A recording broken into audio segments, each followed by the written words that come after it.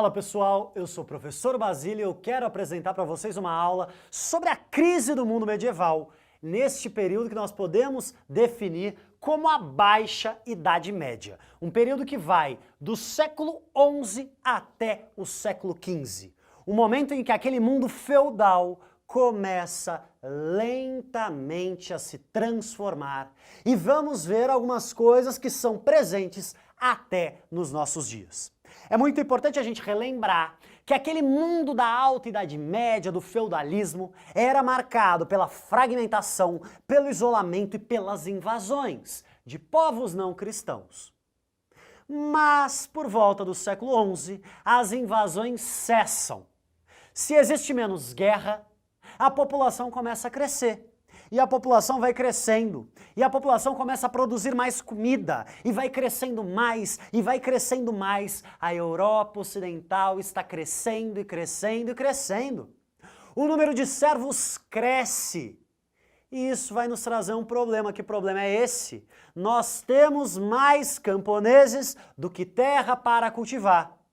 Então o senhor feudal, então o nobre, vai virar para algum servo e vai falar: meu amigo, vaza da minha terra, não tem espaço para você aqui. Esta pessoa então vai buscar sobreviver de alguma forma, vai para o vilarejo, vai para a vila e vai buscar fazer alguma coisa para sobreviver. Talvez se torne um artesão, talvez pegue algumas coisas aqui e acolá para comprar e revender. Alguns servos expulsos do feudo estão buscando fontes de sobrevivência. Mas não só os servos começam a crescer, os nobres também. E a função do nobre nessa sociedade é fazer guerra. Só que se não tem mais guerra, o nobre vai brigar com quem?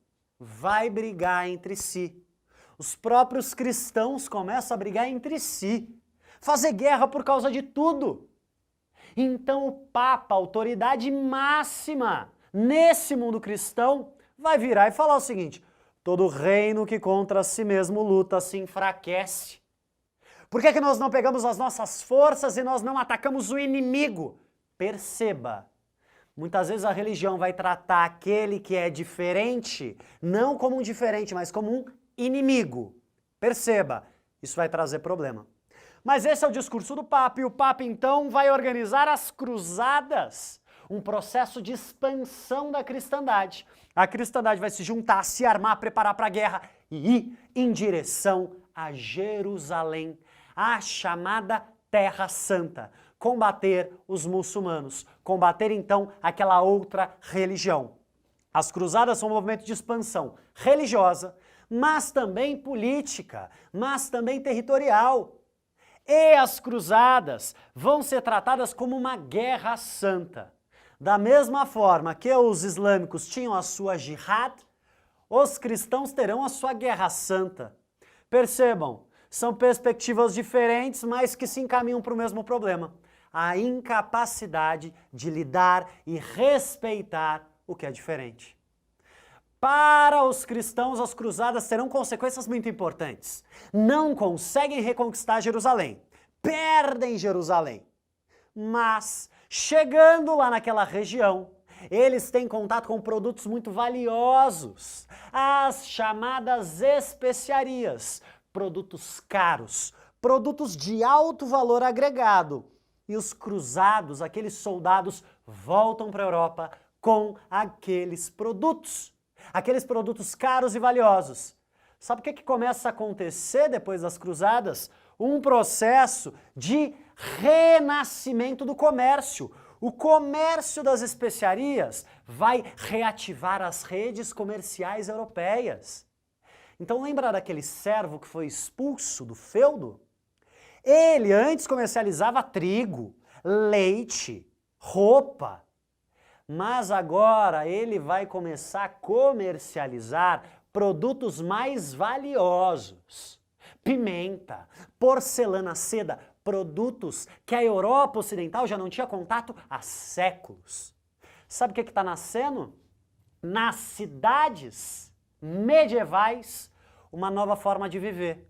Uma forma de viver por meio do comércio. Esse servo ele não tem valor nessa sociedade, porque ele não nasceu nobre. Ele não tem sangue visto como um sangue nobre. Então, se ele nunca vai ser, ele vai buscar ter, ter e ter de forma incessante. Este comerciante vai começar a se pautar pelo acúmulo. Este comerciante vai buscar comercializar e acumular cada vez mais. Esse comerciante vai buscar usar a sua racionalidade para estabelecer relações comerciais. Quanto é que um saco de trigo vale em potes de leite? Ele vai utilizar então a sua razão. Já não vai ser mais uma razão abstrata, pensar numa ideia abstrata. Vai ser uma razão concreta, utilitária. Esse cara está pensando para ganhar dinheiro. Sabe o que está nascendo? Uma nova classe social. Naquelas pessoas desprezadas, que não são nem do clero nem da nobreza, nós não teremos mais somente camponeses. Nós teremos também a burguesia. Está nascendo uma nova classe, uma nova forma de pensar, por meio do comércio, por meio da troca e por meio do acúmulo. O mundo europeu está em expansão, crescimento, comércio, racionalidade. Grandes igrejas são construídas nas cidades. A burguesia financia grandes igrejas. As igrejas são manifestação do seu poder. Eu tenho muito dinheiro, eu vou construir a igreja mais bela da cidade. Para quê? Para alcançar o meu lugar no céu, mas para mostrar também o meu poder, a minha condição econômica. Perceba, a burguesia não tem poder político, ela tem poder econômico. O espaço mais importante já não vai ser mais a praça pública, a praça vai ser o espaço econômico. O poder fundamental neste mundo é o poder privado. É dentro da casa que a burguesia exerce o seu poder. A cidade já não vai ser mais um centro político, mas um centro econômico, um centro de acumulação de riquezas. Só que esta Europa ocidental, que está num processo de crescimento acelerado, ela vai entrar em crise. Tudo que é bom dura pouco. A Europa, neste processo de crescimento, vai viver uma grande crise. A crise do século XIV. Meus queridos, a crise do século XIV, ela é uma crise que tem 3 manifestações: peste, fome e guerra. Este mundo que estava em crescimento e expansão vai viver um grande chacoalhar, uma grande instabilidade. A palavra crise é uma palavra muito interessante, porque crise não representa somente o fim.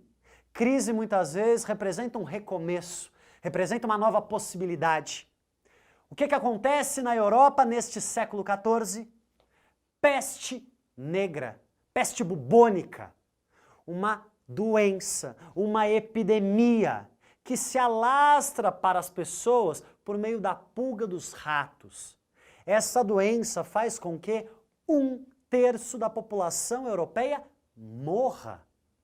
As pessoas ainda não conhecem medidas sanitárias, as pessoas ainda não conhecem distanciamento social. Então, portanto, elas desrespeitam estas determinações que ainda não existem. A peste negra mata milhões de pessoas na Europa.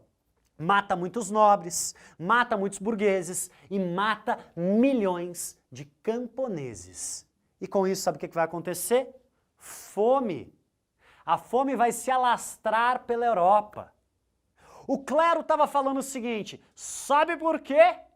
Que as pessoas estão morrendo? Porque as pessoas estão pecando. Só que a epidemia se alastra por toda a sociedade e até membros do clero começam a morrer. Se o clero falou que é pecado, então quer dizer que o clero também está pecando? Perceba, isso vai dar uma crise profunda na cabeça das pessoas. Se o clero morre porque Deus mandou morrer, então quer dizer que o clero pecou? Isso vai gerar uma crise muito profunda, que vai lá na frente culminar com a Reforma Protestante. Mas perceba, peste, fome e claramente guerra. Com a morte imensa dos servos, os senhores, os proprietários de terras tiveram uma perda imensa nos seus rendimentos. Então o que eles fizeram? Será que diante de uma pandemia eles foram compreensivos com os trabalhadores? Não. Na verdade, eles falaram, morreu metade da sua família, então agora trabalha o dobro. Houve uma ampliação na exploração desses camponeses. E aí, sabe o que acontece? Quando nós temos um aumento da exploração, nós temos claramente uma revolta. Nós teremos revoltas populares, revoltas no campo, revoltas camponesas, mas também revoltas nas cidades. E estas revoltas chacoalham e abalam a estabilidade do mundo feudal. O andar de baixo está revoltado, o andar de baixo quer acesso à terra, o andar de baixo quer por fim a exploração do seu trabalho. E isso ameaça os privilégios de nobreza e do clero, mas também da burguesia nas cidades. Essas grandes revoltas do século XIV vão contribuir para a centralização do poder. O rei, que na Alta Idade Média era somente uma figura simbólica, o rei vai buscar cada vez mais centralizar o seu poder. Ele vai montar exércitos para reprimir as revoltas camponesas. Desta forma, ele mantém os privilégios e, por outro lado, ele centraliza o poder. O mundo medieval entra em crise quando a Europa começa a crescer e quando a Europa centraliza o seu poder. Só para a gente recapitular a aula, esta foi uma aula sobre a crise do mundo medieval e nós vimos os efeitos do crescimento da Europa Ocidental, o crescimento da cristandade para o fim desta forma de existência. Um forte abraço e um bom estudo!